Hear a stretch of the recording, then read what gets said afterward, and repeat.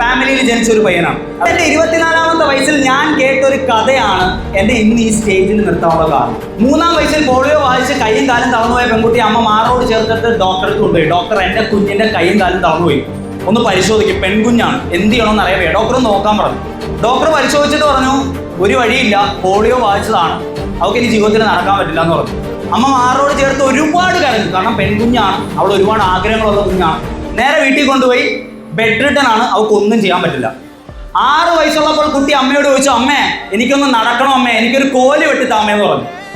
അപ്പൊ അമ്മ പറഞ്ഞു, മോളെ നിനക്ക് നടക്കാൻ കഴിയില്ല, ഡോക്ടർ പറഞ്ഞാണ്, നിന്റെ കൈയും കാലും തളർന്നിരിക്കുക. ഇല്ലമ്മേ എനിക്ക് നടക്കണമേ, എനിക്കൊരു കോല് വെട്ടിത്താമേന്ന് പറഞ്ഞ് വാശി പിടിച്ച പെൺകുട്ടി കരഞ്ഞപ്പോ അമ്മ ഒരു കോല് വെട്ടിക്കൊടുത്തു. ആ കോല് കുത്തി നടക്കാൻ തുടങ്ങിയ ആദ്യത്തെ ചുവടിൽ തന്നെ താഴെ വീഴുന്ന പെൺകുട്ടിയെ കണ്ട് ആ അമ്മ പൊട്ടിക്കറങ്ങി.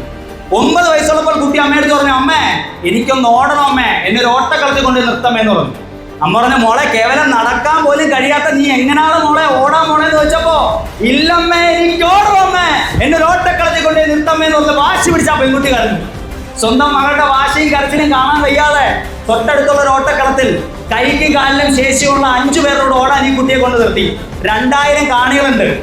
അമ്മ അടുത്ത് പോയിട്ട് മോളെ കൈ പിടിച്ചിട്ട് പറഞ്ഞു, മോളെ ഇത് വേണോ, ഇവരുടെ മുമ്പിൽ വെച്ച് നീ തോറ്റാ, നീ നാണം കെട്ടാ, നിനക്ക് ജീവിതത്തിൽ അത് മറക്കാൻ കഴിയില്ലെന്ന് പറഞ്ഞു.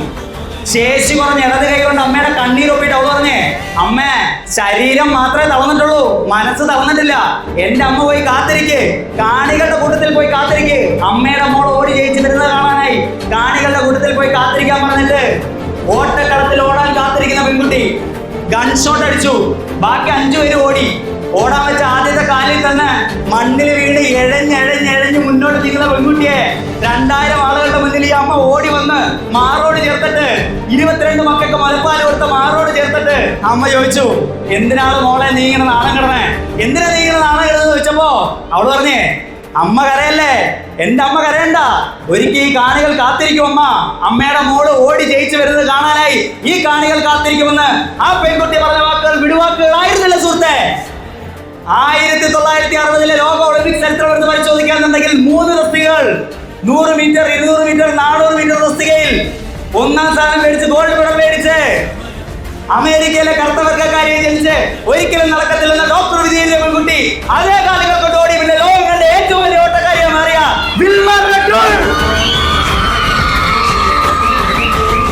സുഹൃത്തെ, ഓരോ വട്ടവും നമ്മൾ തോക്കുമ്പോൾ നിങ്ങൾ ഓർത്തോ, തോൽവി ഒരു അവസാനമല്ല, തോക്കണം, തോറ്റ് മുന്നോട്ട് പോകണം.